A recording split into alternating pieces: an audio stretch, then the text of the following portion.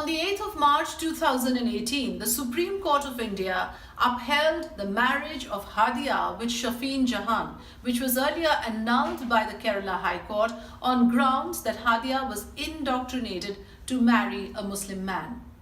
So who is Hadiya and what's her story? Let's find out. Hadiya is a 24-year-old girl who was studying homeopathy medicine in a college in Salem of Kerala. As per her own account, she became friendly with two of the Muslim girls in the hostel. Impressed by the way they followed the religion, the rituals and the customs, she decided to convert to Islam. Now remember, this is much before she actually met Shafin Jahan, as per her own account. Hadiya says that she converted to Islam on her own accord, and then she decided to look for a partner. That is when she logged in to a matrimonial website where she met Shafin Jahan and decided to marry him.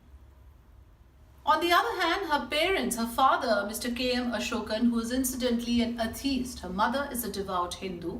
Her father filed a missing persons complaint in early 2016. Now it is during this time that Hadiya had actually gone underground only to resurface with her husband Shafin Jahan. At that point, her father filed a complaint at the Kerala High Court, and his lawyers argued that Hadiya converted to Islam coming under the influence of Islamist activists, of whom Shafin Jahan was one of them. Hadiya remained in confinement in her parents' home for 2 years during the period that the decision was pending by the Supreme Court. But now she has reunited with her husband. She came out to the media only yesterday with her husband to claim that her fundamental right to choose a partner and to choose a religion was violated.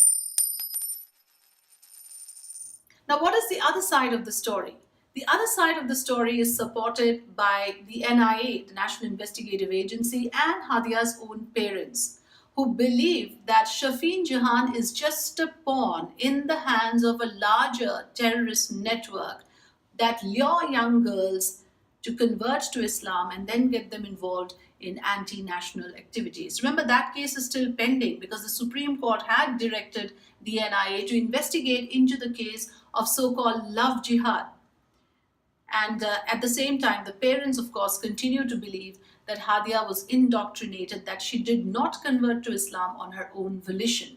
The Supreme Court, however, has now come up with a verdict saying that the courts cannot intervene in the decision of a marriage between two consenting adults.